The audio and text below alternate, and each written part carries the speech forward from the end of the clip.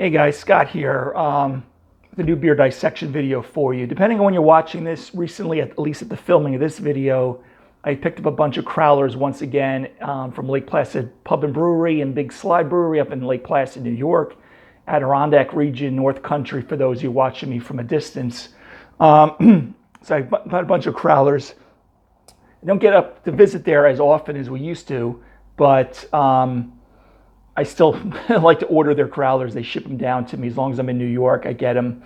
And under my beer dissection section of the YouTube channel, if you're interested in that brewery, take a look at it. The famous award-winning Ubu Ale I've reviewed on there in the past, and I've got a bunch others under the beer dissection. The one I have today is 3 Putt Porter. Okay, obviously it's a play on golf. Which you try not to 3-putt at all. It's coming in at 5.5% alcohol, and there's not too much more. And you know, they can't put a lot of stuff on these crowlers other than having the nice label on here. Okay, and that's it. So let's take a look at this. I mean, it does say full-bodied with hints of coffee, so we will see. That's it. Just got my typical tulip pint glass, and let's take a look at this. Okay, this one's actually opening up a little bit easier. Sometimes these crowlers, I can't get my finger on the bottom end of it to get it open.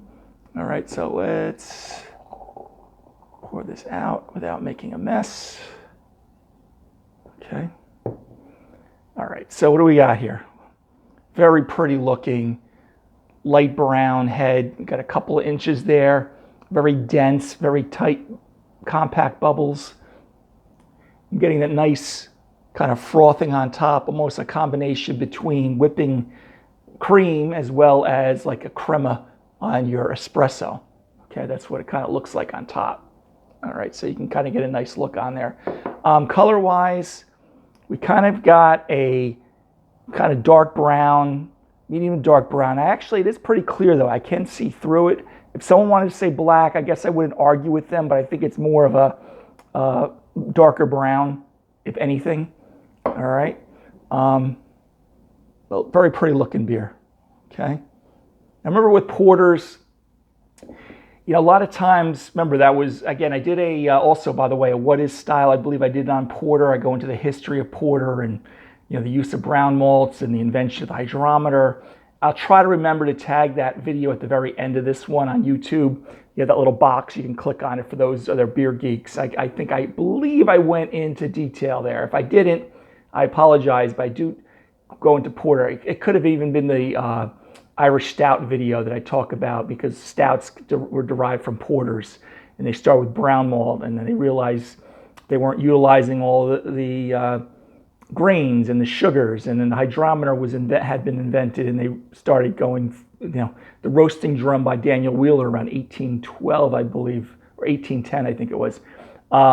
Roasting grain. So again, I'm not going to go down too much of that wormhole. Went already down a wormhole more than I thought I was going to, but I just want to let you guys know, because I do cover a lot of different things on my channel than just reviewing strictly the beer of the day.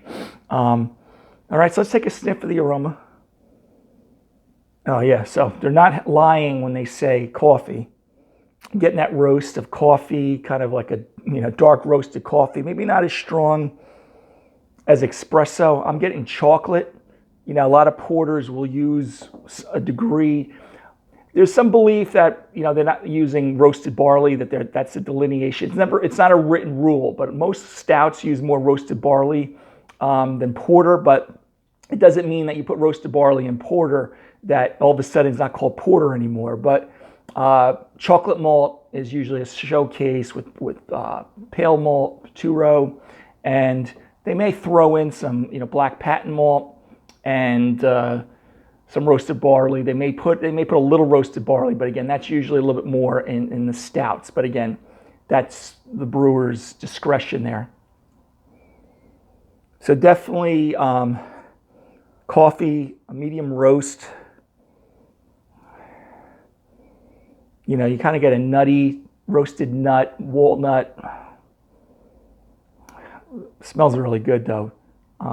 Like I said, if I didn't say chocolate already, definitely some chocolate, medium to dark chocolate. Even a little bit of dark fruit character, like a caramelized like figs, dates, even like raisins. Okay. Smells really good though.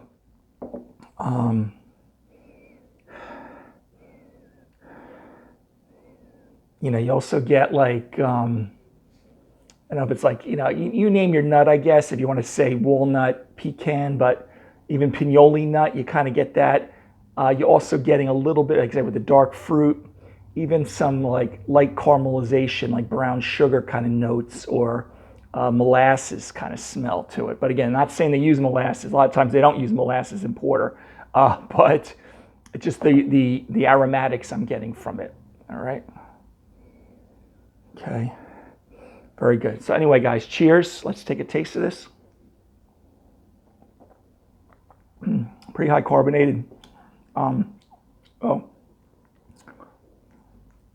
me talk about the aftertaste first. The nuts really come out like that nut. Again, they're not using nuts, but particularly in this, but that roasted nut, walnut, pecan taste I got on there. But on the front end, you get hit with that kind of medium to dark chocolate, some coffee roast in there, and a bit of toffee, but you also a little bit of the dark fruit.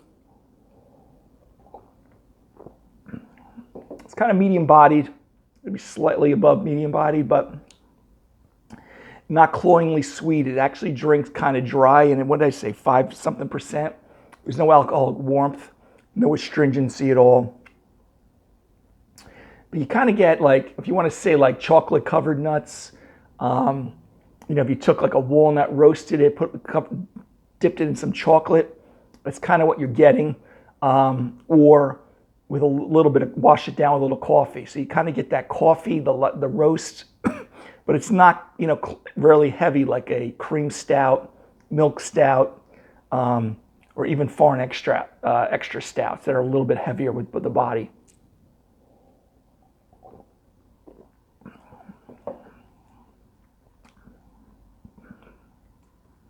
It's very nice though. Very, you kind of, again, you think of something like this, I would just be sipping by the fire, but I would put this with dessert like creme brulee, panna cotta, and have no problem washing it down, because or even over like a fruited dessert, like a raspberry tart or something like that.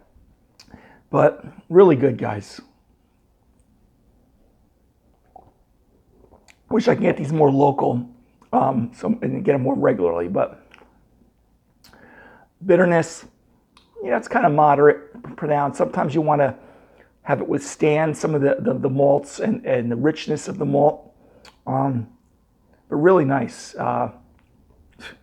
Fantastic. So listen, with this beer, I got to give, probably a A+ as far as porters go. Again, there are certain, minuscule things between porters and stouts. And again, that's for a different video, but this is excellent.